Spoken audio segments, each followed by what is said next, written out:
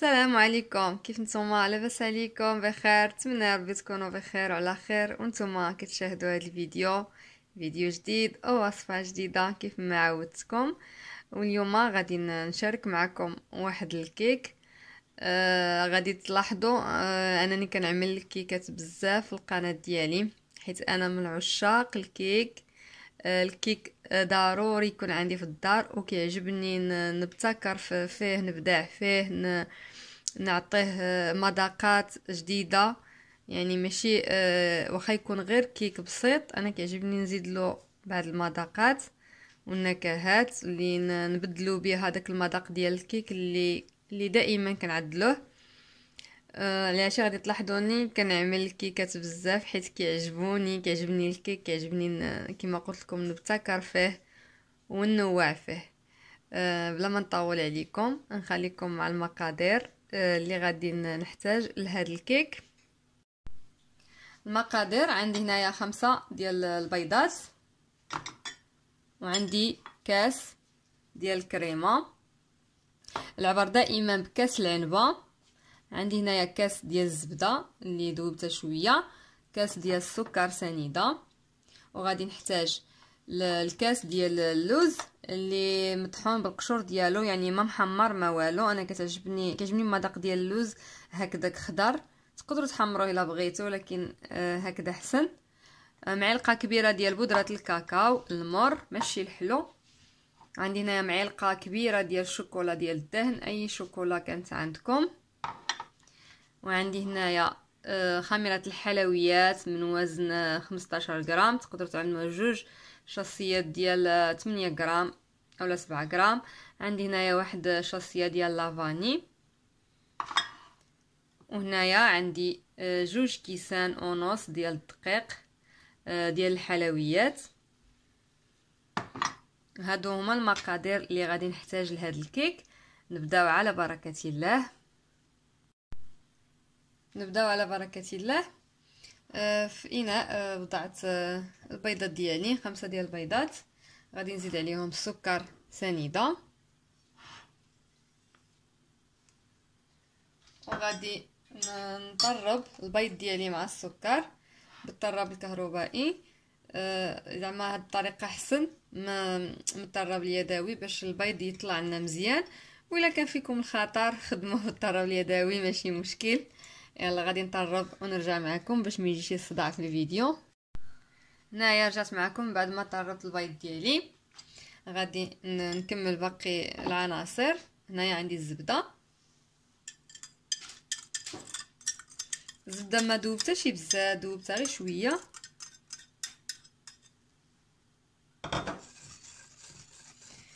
نزيد الكريمه السائله،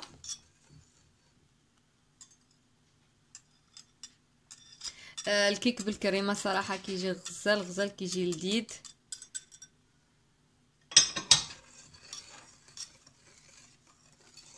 ولكن اللي كيعمل ريجيم ما نصحوش بهاد الكيكه، حيت غنيه بالدهنيات. ولكن مره الانسان ماشي مشكل يبرع راسو واحد المره في الشهر ولا واحد المره في السيمانه، ماشي مشكل.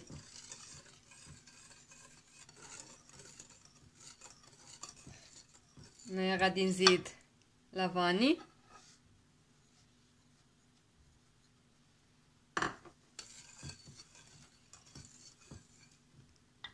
ونزيد اللوز ديالي،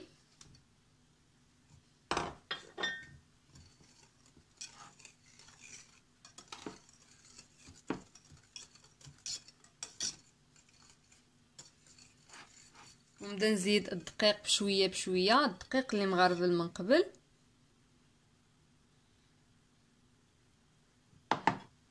نزيد خميره الحلويات وزن 15 غرام،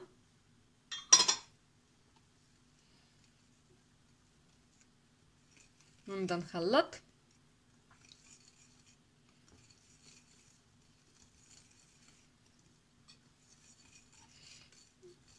نزيد الدقيق ديالي 2 كيسان ونص.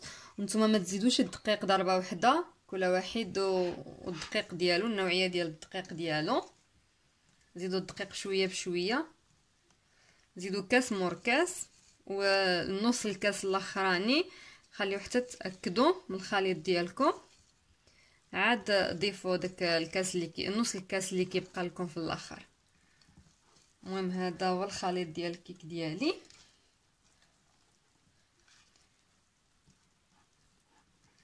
دابا غادي نقسم هذا الخليط على نصفين، باش النص غادي نزيد عليه الشوكولا والبودره ديال الكاكاو، ونرجع معكم ان شاء الله. في هنايا قسمت الخليط ديالي وغادي ندوز نكمل. غادي نزيد معلقه ديال بودره الكاكاو، ونزيد معلقه ديال الشوكولا ديال الدهن،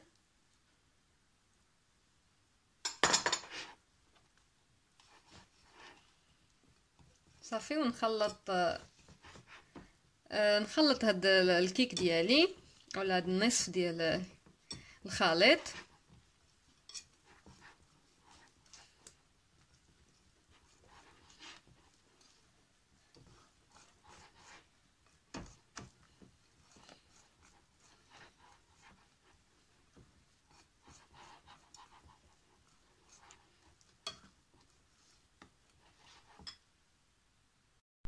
هنايا غادي نزيد واحد المعلقه ديال الكريمه،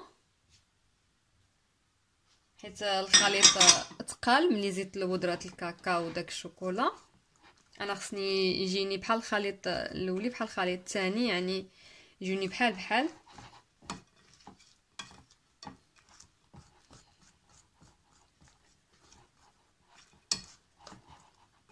صافي غادي ندوز باش نفرغ الخليط ديالي في المول.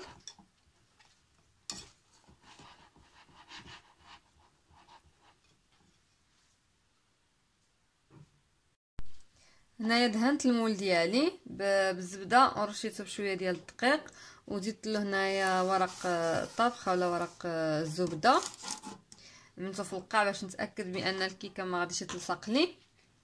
ونبدا على بركه الله نفرغ الخليط ديالي. هذا نقسمو على نصفين، والخليط ديال الشوكولا حتى هو على نصفين.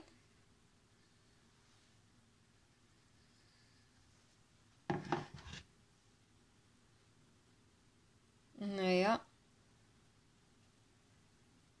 نفس العمليه.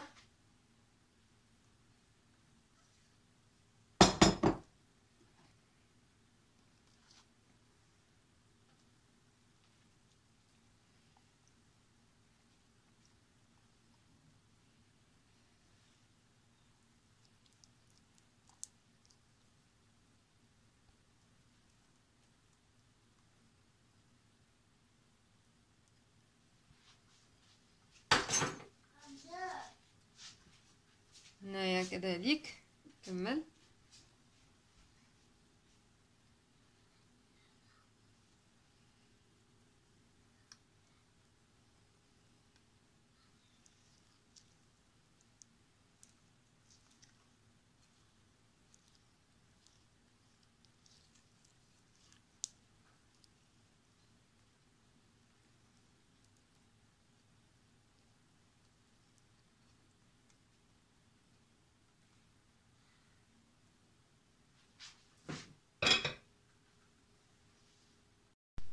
صافي هنايا من بعد ما فرغت الكيك ديالي كامل هذا الشكل، خديت واحد العويد وغادي نبدا نعمل، نتمنى يبان لكم بلاتي، هكذا دوائر وصافي.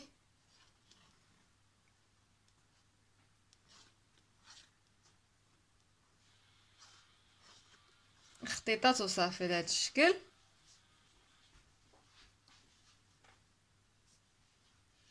وهنايا باش تجيني الكيكه مفرقعه من الفوقي غادي نعمل واحد الخط في الوسط بحال هكذا.